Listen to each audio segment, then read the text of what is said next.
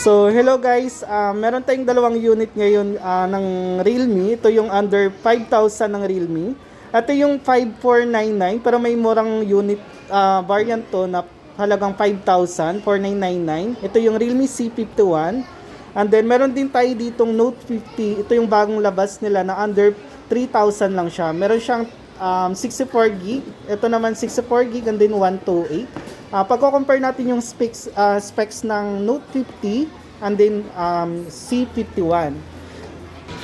So, yung Note 50 natin, ito yung likod ng box. Ayan, makikita natin yung overall specs niya dito na naka-highlight. So, ang advantage ng C51 natin, compare natin, although same lang sila ng halos pagdating sa design. Ayan, meron siyang 99mm ultra slim design. So, same lang din sila kay C51. So, side to side, ayan, same lang din sila ng lagayan ng SIM card na nandito lang din sa left side. And then, dito naman, same din sila naka Type-C. Pero ang pagkaiba sa kanila is supported yung C51 natin ng 33 watts. Yung Note 50 lang natin is supported hanggang 10 watts lang. And then, pagdating sa cut ng camera, ayan, same na same lang sila. Although, side-mounted fingerprint din po sila, ayan. And supported naman sila side-mounted fingerprint. Yung size ng screen ng Note 50 natin and then Realme C51 natin, ayan, meron siyang 6.74. Ito din yung Note 50 natin, meron siyang 6.74. Same lang din sila, supported for 90Hz yung pinaka-refresh rate niya dito.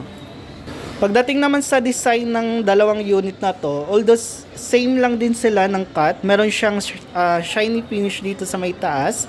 Pero yung design ng Note 50 natin, so baliktad, ito yung Note 50. Meron siyang parang glitters dito sa may taas. Yung C51 naman natin is plain lang po siya. Wala siyang masyadong glitters dito sa may taas niya.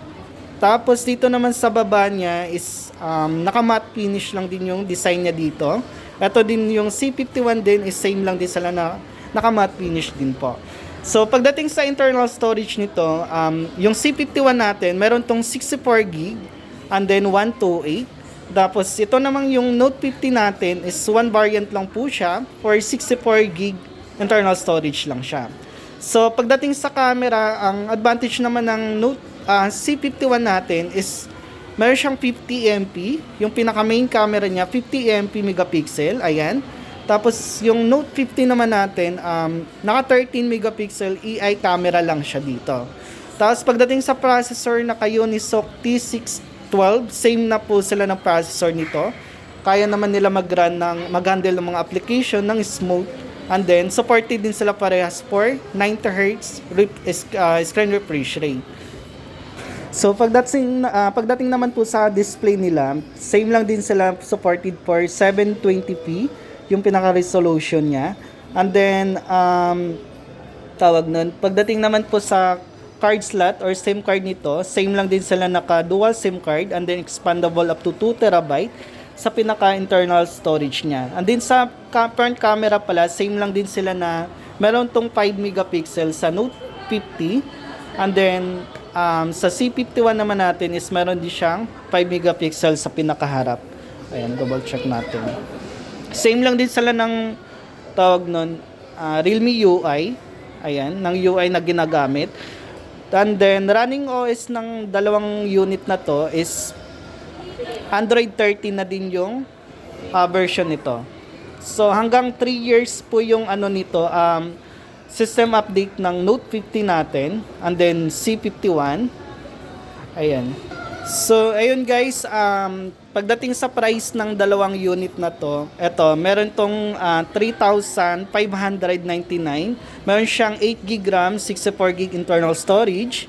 And then yung C51 natin, meron siyang 7GB RAM, 64GB internal storage sa halagang 4,999.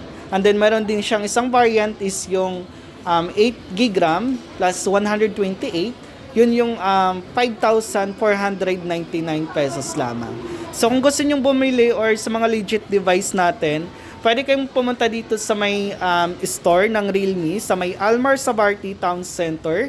And then, second floor, and then makikita nyo po doon na Realme Concept. Ayun, pwede kayong pumunta doon.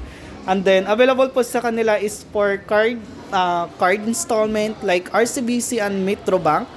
And then, meron din siyang for installment for home credit and then Skyro. Nag-accept din sila for GCash payment and then GGives. So, ayun lang guys. Ayun, thank you.